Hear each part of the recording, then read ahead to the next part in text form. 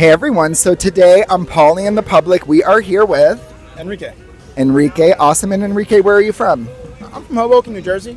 Okay, cool. What brings you in the city today? I actually market my books, so I published a self-published book called The Plot of the Story. Okay. And I'm literally just marketing it every now and again. Sometimes it's things like this I get into, but if not, it's just a random person or I have a book out and I'll sell my book. Okay, cool. What's the book about? Technology that's indistinguishable from schizophrenia Oh. that was used illegally on a public civilian population. Okay. So it was like the premise is that the character goes through the journey of finding out that technology and that magnetic material is real. Oh, wow, that sounds very interesting. Awesome. Okay, cool. All right, Enrique. So the whole point of the show is you pull 5 questions out of the bin. If you answer all 5 questions, you can then ask me any question you want and I will answer honestly, okay? Okay, cool. All right, pick your first question. What is the last movie that made you cry? I think The Joker.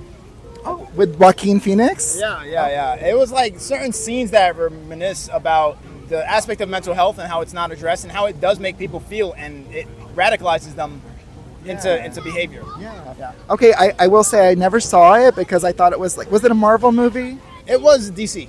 Okay, so yeah, one of those. Yeah, I'm not really into superhero stuff, but I've heard from everyone that it was actually like a very good, like deep type of movie. Yeah, it encompasses a lot of unchecked mental health mostly, but the fact of it is that it brings up like memories or anything like that, and it does make you emotional. So it didn't necessarily bring me to complete tears, but I was like very much moved by it, you know? Okay, yeah, I love that. All right. Okay, question number 2, please. What is the one reality show that you would choose to be on? Reality shows. So we're talking like Survivor, Big Brother, Amazing Race. If you can sing, some Idol maybe. I'll do Survivor. Oh my God, me too. I'm obsessed. Do you watch all the seasons? I think it has something to do with like just keeping up. I think it's wilderness stuff. And, yeah. Well, it's kind of like what do they say? Like outwit, outlast, outplay. So it's like social strength and like mental.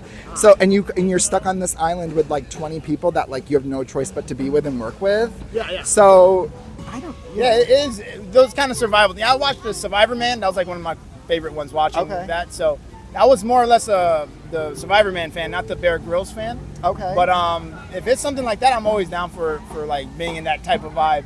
Just because you get away from things, you know what I'm saying? Yeah, there's like no phone, no books, no anything for like I think it's like 39 days or something like that. As long as you have like everybody on the, you hopefully try to work together, do the best you can. Well, there's definitely some enemies, because if someone thinks you're going to win, they're going to try and get you out. But but it's very entertaining, and I myself have always wanted to do it just to see how far I would go. Lord knows I'd probably be the first out, but I think my social game could get me pretty far. I think I can survive with good shelter and if you just bring Coca-Cola or something, unless it's like really out of pocket where I have to like make my own water and stuff like that. Yeah.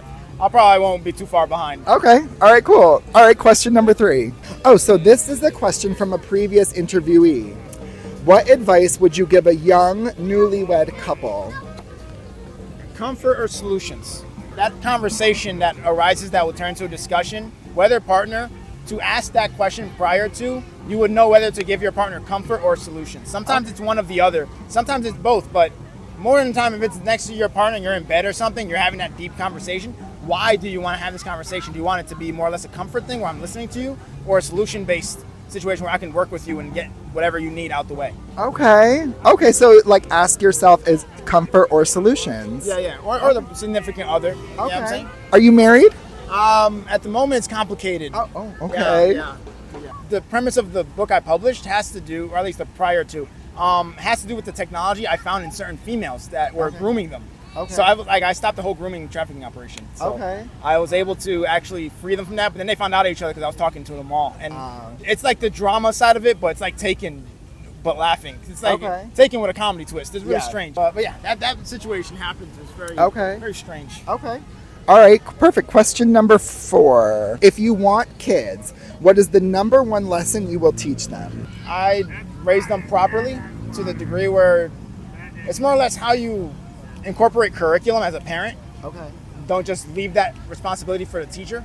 Okay. So it's better to just really keep it simple when it comes to your kids and let them play around and stuff like that. What learned from other people who have kids is that leave a skateboard by the door and then get them mad so they could take the skateboard and become skateboarders.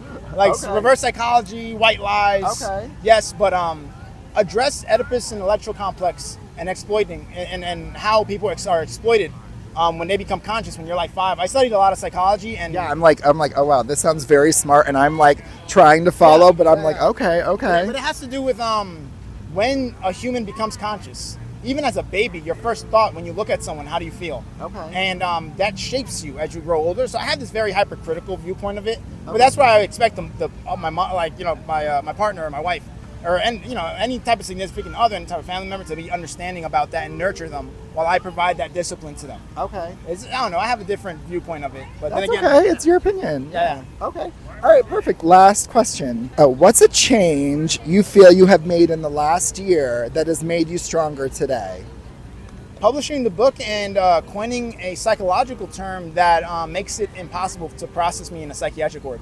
Okay. This terminology I provided, which frankly made it impossible to even put me in or screen me or anything like that because it was irrelevant, it's a Schrodinger's delusion until proven in a court of law that I am deliberating on and investigating on as a civilian. So let's suppose someone calls the psych ward on you, and that's a deliberation without your consent or knowledge. You have every right to invoke that, and if they still process you through a system, habeas corpus and follow the procedural guidelines, because it's illegal to really just toss someone in a psych ward, say they're emotional about something, and then illegitimize their freedom of speech while they are inside to everyone around you. You create this environment where they want to swoop in as the hero, and that kind of environment makes it toxic.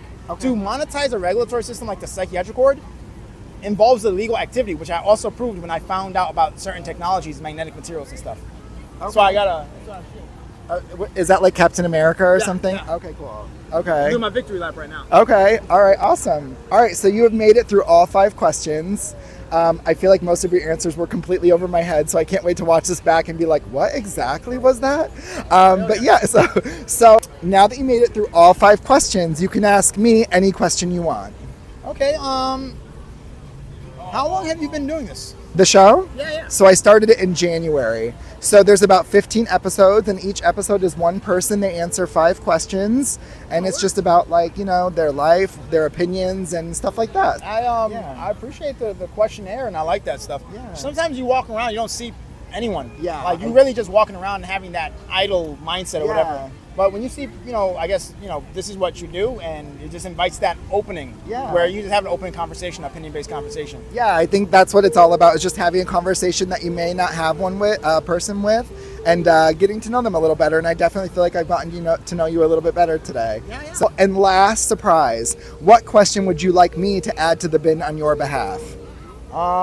When with your partner, do you prefer comfort or solutions? That's a good opinion-based one that gets people talking. Yeah. I'll definitely add that. That's something I picked up along the way, being in relationships and being with, with women. So Yeah, so awesome. So do you prefer comfort or solutions with your partner? Yep. Awesome. Now I always say solutions, unless it's like a therapy session. Then I'll just sit there and listen to what you have to say. Okay. But if you want something done, the runoff would lead to more problems down the road as a relationship. Okay. All right, awesome. Well, thank you so much for participating. And if you at home have any questions, you can leave them in the comments below, and we will see you next time. Want more Paulie in the public? Don't forget to like, comment, and subscribe.